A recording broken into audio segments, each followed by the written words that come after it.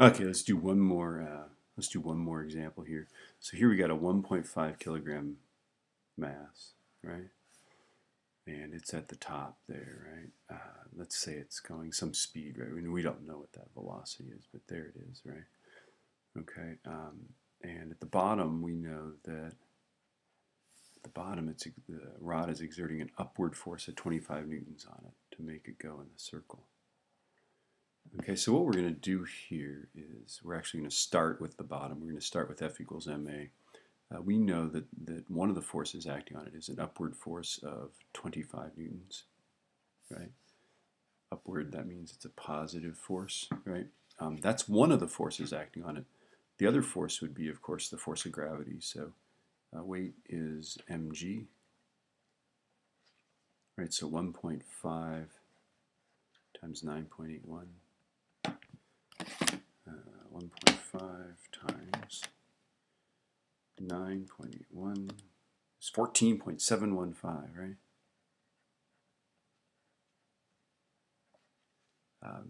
And that's newtons of force, right? So that's going to be a downward force acting on this thing, right? 14.715 newtons, right? And that's also going to be a force acting down on it at the top, right? 14.715. Okay. And now we can set up, let's set it up at the bottom, right? That'd be the first thing we're going to do, right, is go bottom. Okay, I'm just using F equals ma. Our two forces are this force that the rod's exerting, which is positive, that force, which is negative, right? So 25.0 minus 14.715. Right? Gravity is always down on these sorts of problems, right? This force is upward because it says upward there, right? And we would know that it would be an upward force, right? So now we're ready to go. We just set that equal to 1.5 times our acceleration, right? So 25 minus 14.715 is 10.285, right? 10.285 divided by 1.5 is 6.85666666. Okay, so our acceleration is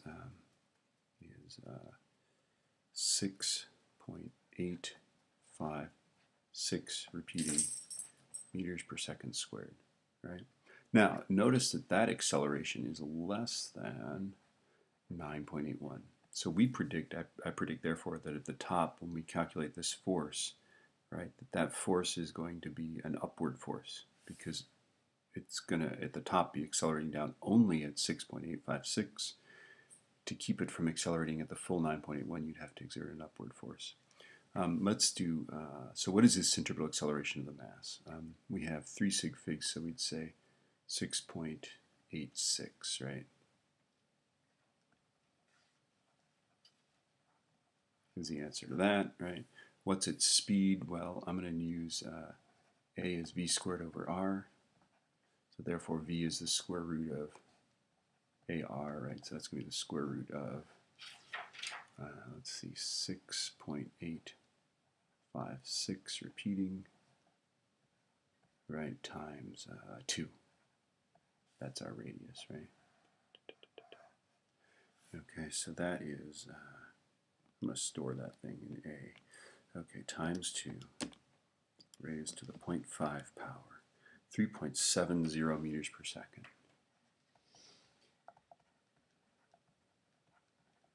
Okay, so there's the answer to B. Oops, I'm not ready for the smiley face yet, but there it is, right? Okay, and then the final one is what force does it exert at the top? Well, let's put the top down here. I'm using F equals ma again. Okay, I'm going to say unknown force, right? That's going to be the, we don't know which way the force is, right? We actually know it's going to be a positive force. Okay, minus the force of gravity, which is this guy, right? The 14.715 equals 1.5. And then we know the acceleration is this guy, but it's going to be down that much, right? Because when you're at the top, your acceleration is toward the middle, which is down, right? So I'm going to say negative 6.856 repeating, right? So alpha A is my, there it is, okay, times 1.5. So we got negative 10.285, and then I'm going to add 14.715. When I solve that, I get that my force